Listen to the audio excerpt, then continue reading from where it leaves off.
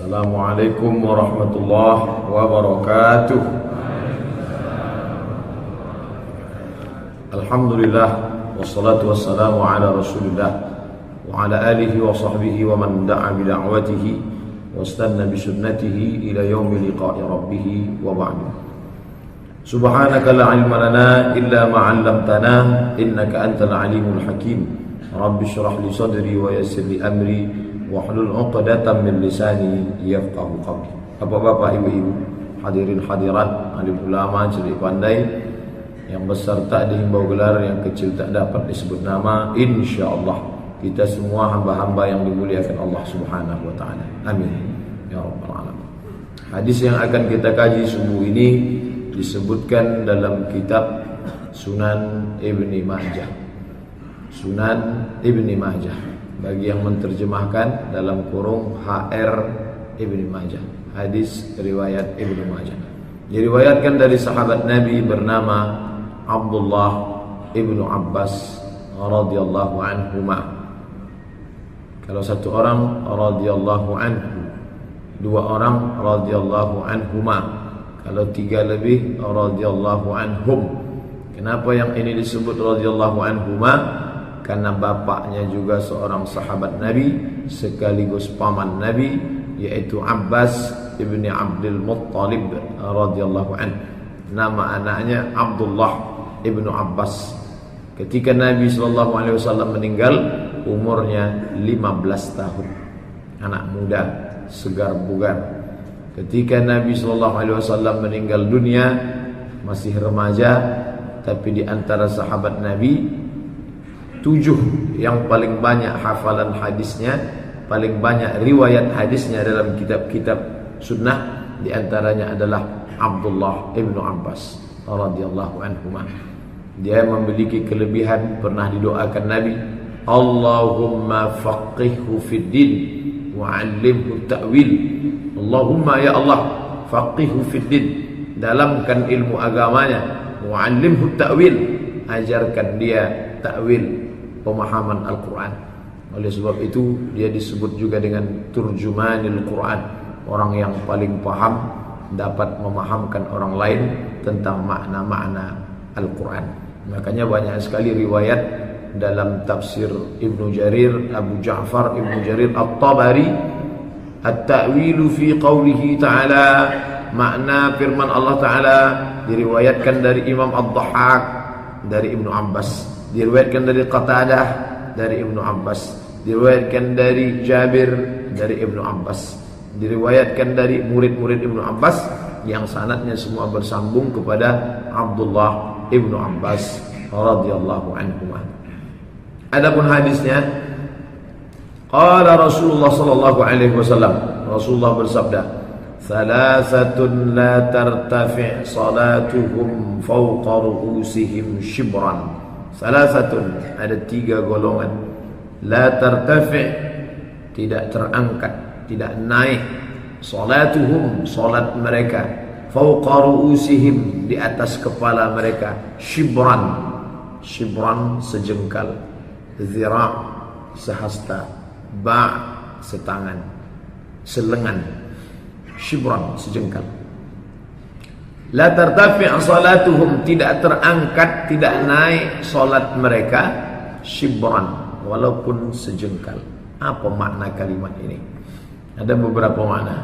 Makna yang pertama, menurut para ulama, amal ibadah kita itu nanti akan menjadi naungan, perlindungan, atap, payung ketika di padang mahsyar. Makanya disebut sab'atun yuzilluhumullahu fi zillihi yawma la zilla illa zilluh. Ada 7 golongan yang akan mendapatkan naungan Allah Subhanahu wa taala, yawma la zilla illa zilluh. Hari itu tak ada naungan kecuali naungan Allah Subhanahu wa taala. Atap masjid ini sekarang tempat kita bernaung. Keluar nanti dari acara pengajian ini kita akan bernaung di atap kendaraan, di atap rumah, di bawah pohon yang rindang, di bawah tenda, di bawah pokok kayu.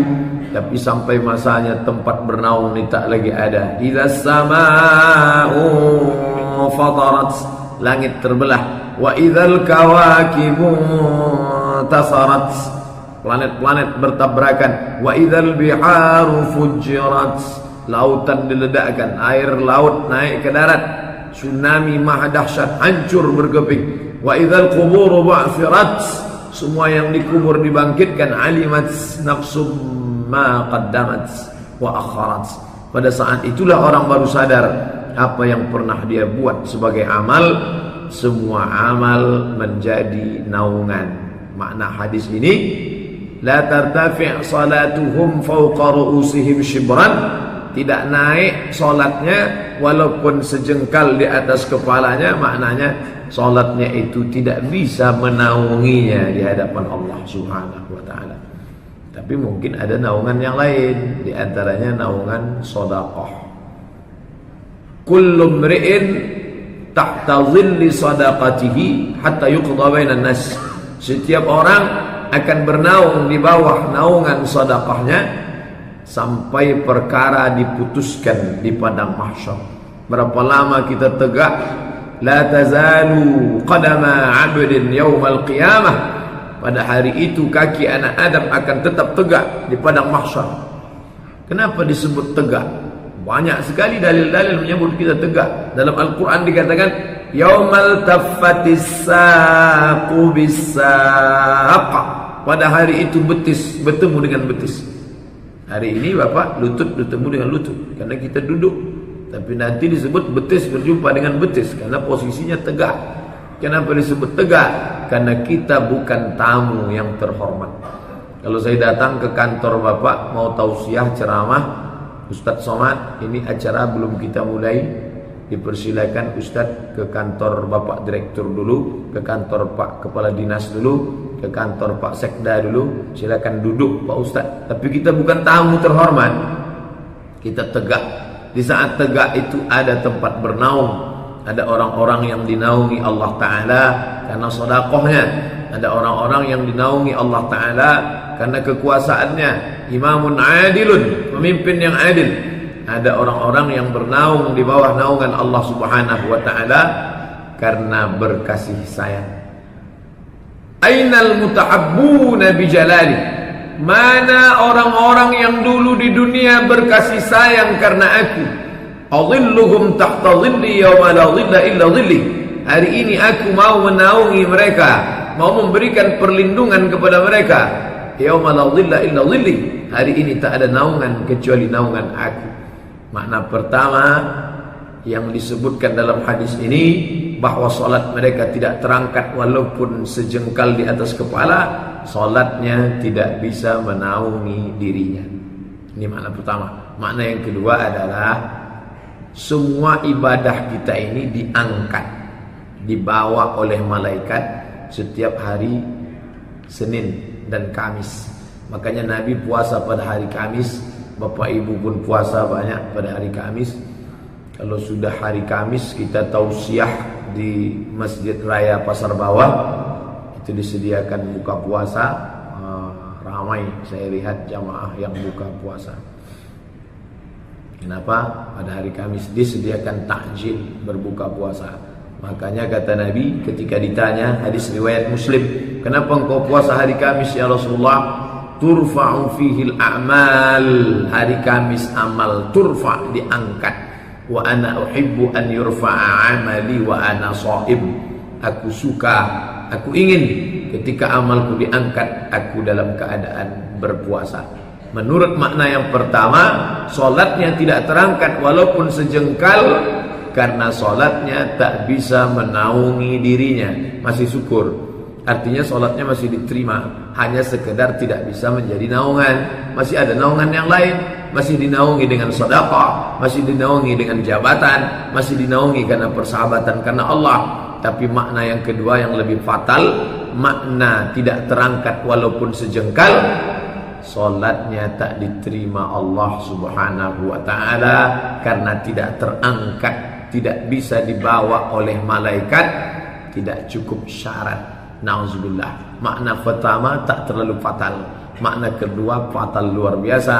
Solat tak diterima karena tidak terangkat.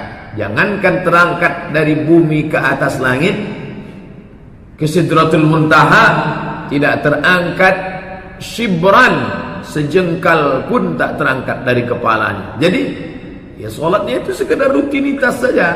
Solat, angkat takbiratul ihram, tasbih, takbir, tasyahud, salam, tidak dibawa. Bahasa lainnya mardud. Kalau diterima makbul, kalau tak diterima mardud, tertolak. Salah satu penyebab amal ditolak man ahdatha, karena membuat-buat, tidak diajarkan Nabi. Tak ada sunnah qauliyah, dalil ucapan, tak ada fi'liyah, bukan perbuatan, tak ada takririyah, tidak ada ketetapan dari Nabi. Masih ada dalil yang tiga ini masih bisa diterima. Mungkin tak pernah dibuat Nabi, tapi ada ucapan Nabi. Mungkin tidak diucapkan Nabi, Nabi diam, tapi diamnya Nabi itu mengandung makna boleh. Jadi tidak mesti disyaratkan pernah tak dibuat Nabi, pernah tak dibuat Nabi, pernah tidak dibuat Nabi. Tidak disyaratkan mesti pernah dibuat Nabi. Tapi orang ini solatnya tak terangkat sama sekali, walaupun sejengkal dari kepalanya. Na'udzubillah. Siapakah orang itu? Dalam hadis ini disebut salasatun, tiga. La tartafi' salawatuhum, tak terangkat salat mereka, fauqa ru'usihim, di atas kepala mereka, shibran, walaupun sejengkal. Yang pertama, imamun amma qauman wa hum lahu karihun. Rajulun amma qauman, seseorang, amma ya ummu, imamun, seseorang yang menjadi imam bagi sekelompok qauman, kaum, seseorang yang menjadi imam bagi sekelompok kaum, wa hum lahu karihun, sedangkan orang itu tak suka kepada dia. Imam yang jadi pemimpin.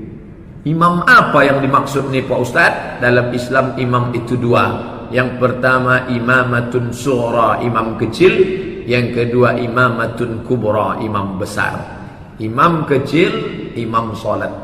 Imam solat subuh kita tadi, itu imam kecil dalam masyarakat komunitas kecil. Kalau sampai imam tadi maju, lalu kemudian orang tak suka, maka imam itu termasuk yang solatnya tidak diangkat walaupun sejengkal dari atas kepalanya. Maka adakanlah survei Masjid An-Nur, buat kuesioner, apakah anda suka dengan Ustadz Nazri? Ternyata 90% mengatakan tak suka. Maka solat Ustadz Nazri tak terangkat walaupun sejengkal dari kepala. Tapi tengok dulu alasannya. Mengapa anda tak suka? Ayatnya panjang betul. Saya maunya inna a'tayna sama kul kul kul. Beberapa hari yang lalu masuk WhatsApp pesan, Ustadz Somad, ya, siapa imam solat Jumat waktu khotibnya Dr. Mustafa Umar? Saya tak tahu, karena saya tidak mengikuti siapa saja imam-imam solat Jumat. Imam solat Jumat itu banyak. Ada Ustadz Nazri, ada Ustadz Sofi, ada Ustadz Fulan, ada Ustadz Fulan. Saya tak tahu pas giliran siapa waktu Ustadz Dr. Mustafa Umar khutbah. Kenapa? Karena Ustadz Somad, waktu saya solat Jumat itu, seumur hidup saya, rasanya itulah solat yang diterima Allah Subhanahu wa ta'ala. Meleleh air mata saya waktu suaranya sedang naik melengking. Tak tahu rasa saya entah di mana Pak Ustaz. Begitulah perasaan saya. Saking kan hanyut dalam bacaan-bacaannya. Banyak di antara kita ini ketika mendengarkan bacaan imam, tegak bulu roma kita mendengar. Tadi saya Pak Ustaz rasanya Masya Allah. Paham Bapak ayat? Tidak. Tak mesti paham. Karena dalam Al-Quran dikatakan wa idza tuliyat 'alaihim ayatuhu, ketika ayat-ayat itu dibacakan, zadatuhum imana, bertambah imannya, wa 'ala rabbihim yatawakkalun, dan mereka bertawakal hanya kepada Allah Subhanahu wa taala. Jadi makna rajulun amma qauman wa hum lahu karihun, orang yang maju menjadi imam sedangkan masyarakat itu tak suka sama dia. Kenapa? 3 sebabnya. li fisqihi wa jahlihi wa bid'atihi. Begitu dalam syarah hadis ini. Dia maju, orang tak suka. Yang pertama karena dia fasik, yang kedua karena dia jahil, yang ketiga karena dia pelaku bid'ah. Maju juga dia ke depan, orang tak suka. Ini imam yang model begini, tak terangkat solatnya walaupun sejengkal dari kepala. Ini tak ada kaitan dengan imam. Ini kaitannya dengan Ayla 1343 NG. Ada mobil jamaah yang mau keluar. Dia tadi jadi imam, ada makmum mau pulang, tak bisa pulang, harap digeser. Maka kalau ada orang maju ke depan, saya banyak sudah tanya jawab kertas yang masuk, baik di masjid ini, masjid-masjid lain. Pak Ustadz, imam kami itu bacaannya tak betul, tapi kami mesti juga menjadi makmumnya karena dia tak mau mundur-mundur. Maka saya sarankan bermusyawarahlah, buatlah tim fit and proper test imam.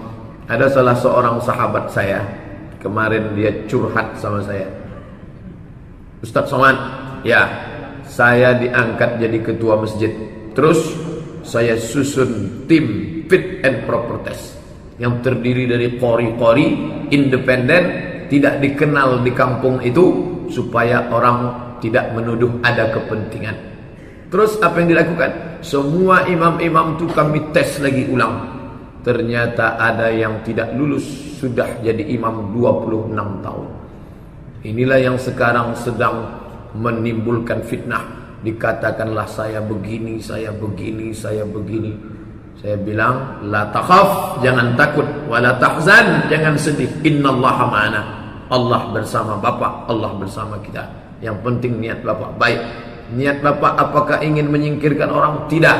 Niat Bapak ingin mencampakkan orang? Tidak, Pak Ustaz. Demi Allah, tidak. Lalu apa niatnya? Saya ingin ibadah umat ini terpelihara, terjaga. Karena selama ini bacaan tak betul. Dan tim yang disusun ini murni, tak ada unsur politis, tak ada unsur kepentingan. Niatnya murni untuk menjaga ibadah umat supaya terjaga. Rupanya like and dislike, faktor suka tak suka. Kalau sudah suka, baik semuanya. Kalau sudah tak suka, yang perbuatan baik pun dikatakan salah. Saya kuatkan hatinya, jangan takut, jangan sedih. Karena orang yang memakmurkan masjid itu, ingat sifatnya 5. Innama ya'muru masajidallah. Orang yang memakmurkan masjid, man amana billah, beriman kepada Allah, wal yawmal akhir, hari akhirat, wa aqamas salah, menegakkan salat, wa ataz zakah, menunaikan zakat. Ini yang kelima nih, banyak yang tak bisa. Walam yakhsha illallah, dia tidak takut melainkan hanya kepada Allah saja. Bapak buat fit and proper test imam, takut bapak orang marah, takut bapak imam yang sudah lama tersinggung, tak peduli. Yang penting ibadah umat terjaga. Dan bagi yang sudah tak layak lagi, tak usahlah kita maju. Saya heran, apa yang kita inginkan maju menjadi imam itu? Yang kita kejar itu apa? Ustaz Somad tuh dia pandai ngomong aja tuh. Di masjid dekat rumah dia betul lah yang ingin jadi imam. Dah. Saya ketua masjid. Biar begini-begini ketua masjid nih. Saya ketua masjid. Di situ ada mahasiswa 2 orang, bacaannya bagus, suaranya bagus. Tak pernah saya maju ke depan. Saya biar maju, silakan maju. Kalian menjadi imam, maju. Pertama gunanya untuk pengkaderan. Kita pertahankan kita jadi imam. Kita pun dah mau mati. Dia masih panjang lagi umurnya. Mahasiswa ini masih umur 25, semester 1, semester 2, 23, 22. Nanti dia akan menjadi imam di tempat lain. Pede dia. Lalu kemudian yang paling penting adalah tidak selamanya kita yang lebih tua ini lebih bagus daripada mereka. Saya banding-bandingkan suara, jelas saya kalah. Saya habis ceramah suara saya hilang. Dia suaranya melengking, segar, bagus. Tafadhal, silakan maju. Bapak boleh datang ke Jalan Sukakarya, singgah ke Masjid Ibadur Rahman, jumpai situ. Kalau tak percaya cakap saya. Bagaimana Ustaz Somad sini? Sering dia mau jadi imam. Silakan maju. Nah, ini penting. Kenapa? Jangan sampai kita masuk ke dalam rajulun amma qauman wa hum lahu karihun. Maju menjadi imam, orang lain tak suka, tapi tak sukanya itu bukan karena sebab yang berkaitan dengan bacaan. Tak suka saya bapak tu maju karena bacaannya panjang. Panjang dan pendek itu ada standarnya. Bukalah tulisan buku yang sudah kita kaji, 77 tanya jawab solat. Download di internet, gratis dalam bentuk PDF. Di situ sudah disebutkan batasan-batasannya. Bacaan panjang, bacaan pendek, bacaan sedang. Nah, ini semuanya menjadi standar. Yang panjang itu diagak-agak 1 lembar setengah, 3 halaman. 3 halaman itu panjang. Itu dibaca pada solat subuh dan solat zuhur. Itu namanya bacaan tiwal mufassal, panjang. Sedangkan yang sedang itu dibaca pada solat asar dan solat isya. Itu yang sedang. Agak-agak 1 lembar ke bawah, 2 halaman. Sedangkan yang pendek 1 halaman atau setengah halaman itu diukur pada solat maghrib. Maghrib pendek, zuhur subuh panjang, asar dengan isya sedang. Siapa yang mengukur standar itu? Imam An-Nawawi dalam kitab Al-Adhkar. Dia sebutkan berdasarkan ijtihad dia. Karena kalau tidak begitu nanti masyarakat yang terbiasa solat Ramadan di Masjid Raya Pasar Bawah, di Masjid An-Nur yang biasa 1 malam 1 juz, itu kalau ada imam yang baca Sabbihis, baca Alam Nashrah, itu saya Pak Ustaz kalau solat di masjid itu rasa tak solat, rasa saya pendek betul bacaan imamnya. Sebaliknya orang yang biasa ayatnya Qul huwallahu Alam Nashrah izaja, itu bacaan imam kita tadi udah kepanjangan betul dia, sudah gelisah dia. Nah, jadi faktor suka tak suka itu, tak suka karena apanya? 3, li jahlihi, karena imam tu jahil, li fisqihi, karena imam tu fasik, li bid'atihi, karena imam itu pelaku perbuatan bid'ah, perbuatan yang tak dicontohkan Nabi SAW, baik dalam ucapan, baik dalam perbuatan maupun dalam takrir. Adapun perbuatan yang lain daripada itu, saya tak suka imam tu Pak Ustaz. Kenapa? Dia selalu nyuruh-nyuruh kami, menceramahi kami. Itu tak sukanya bukan karena sebab syar'i, maka tidak dibenarkan. Imam kecil, imamatun sughra. Imam besar, imamatun kubra, pemimpin daerah suatu kawasan. Kenapa Abu Bakar Siddiq yang dipilih? Kenapa bukan Umar bin Khattab? Karena imam kecil indikasi terhadap imam besar. Waktu Nabi sakit, yang maju ke depan itu Abu Bakar Siddiq. Maka menurut ijtihad sahabat, ditunjuknya Abu Bakar Siddiq menjadi imam kecil, imam salat, indikasi bahwa dia layak menjadi imam besar, yaitu pemimpin dalam Islam, khalifah, sultan. Kita di kerajaan Siak Sri Indrapura tidak memakai kata khalifah, tak pakai Amirul Mukminin, tapi kita pakai Sultan Syarif Qasim. Itu sultan kita dulu sebelum kita berdaulat, melepaskan kedaulatan 1946 di Yogyakarta, diserahkan kepada Presiden Soekarno. Maka kita tidak lagi punya sultan, tapi kekuasaan kepada NKRI. Begitulah cintanya masyarakat Melayu Riau terhadap negara Kesatuan Republik Indonesia. Kita menyatu bukan karena dipaksa, tapi karena kesungguhan hati Sultan Syarif Qasim. Sultan diambil dari kata sultah. Sultah artinya kekuasaan. Sultan orang yang punya kekuasaan. Jadi kalau ada orang namanya sultan tak ada kekuasaan, nah, itu tak cocok namanya. Sultan tak ada kekuasaan. Mohon maaf Pak Sultan. Sultan orang yang punya kekuasaan, berkuasa dia, orang tak suka, ini pun tak terangkat solatnya walaupun sejengkal dari kepala. Bahkan dalam hadis lain dikatakan, wa huwa ghashun man istara'a ra'iyatan, siapa yang berkuasa Di saat dia punya kekuasaan itu ternyata dia ghash, berkhianat, penipu, sehingga orang-orang yang baik tak suka, yang tak baik suka, karena sesuai dengan pengkhianatan mereka. Dibayarnya money politik, gratifikasi, sogok, suap. Maka ini orang tak mencium bau surga. Sudahlah solatnya tak terangkat, walaupun sejengkal dari kepala, tak pula mencium bau surga. Tapi jangan gara-gara ini orang menjadi takut pada kekuasaan. Saya tak setuju ustaz-ustaz yang menyampaikan hadis tak seimbang. Makanya dalam dakwah, kalau engkau sampaikan hadis tentang orang yang memelihara kucing lalu tidak memberi minum kepada kucing, mati masuk neraka gara-gara tak ngasih makan kucing, sampaikan juga hadis tentang orang yang memberi minum anjing masuk surga. Begitu dalam metode dakwah, seimbang, sehingga selesai pengajian orang keluar pemahamannya tak pincang, tak sumbing. Kalau tak begitu, oh, menahan kucing sampai tak ngasih makan masuk neraka. Sementara ada hadis lain, memberi minum anjing masuk surga. Hadis itu jangan dipahami tentang memelihara anjing dan melihara kucing. Hadis itu dipahami tentang kelembutan hati, bahwa fi kulli kabidin ratbin sadaqah. Di dalam hati yang lembut ada bernilai sedekah. Lembut hati engkau, walaupun memberi minum seekor anjing, dibalas surga. Keras hatimu, walaupun tak memberi makan seekor kucing, masuk neraka. Seimbang antara keras hati dan lembut hati. Begitu juga dengan kepemimpinan ini. Siapa pemimpin yang tidak disukai rakyatnya karena dia zalim, karena dia fasik, karena dia pelaku bid'ah, maka salatnya tak terangkat walaupun sejengkal dari kepala. Akhirnya umat Islam takut jadi pemimpin.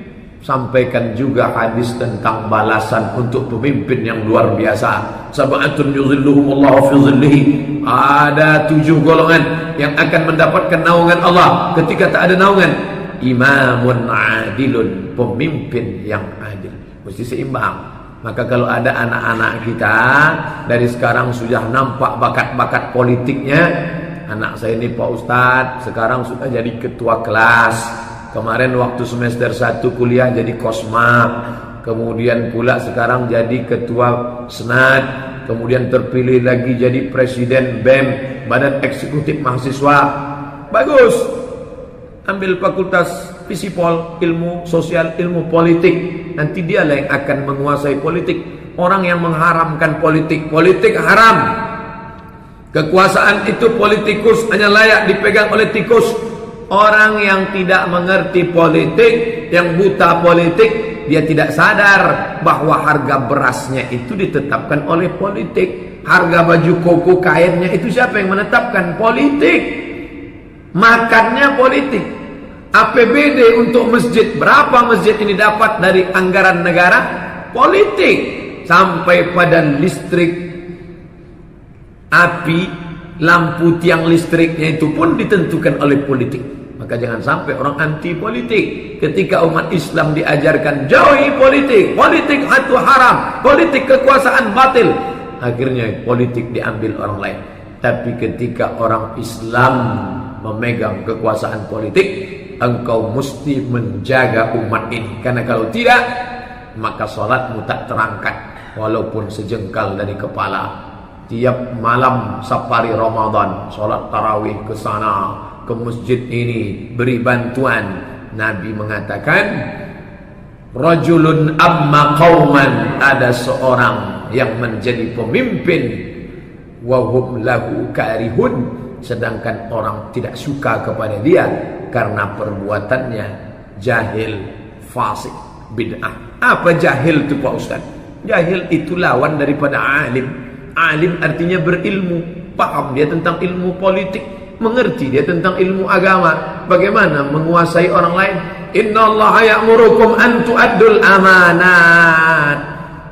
Allah menyuruh engkau meletakkan amanat.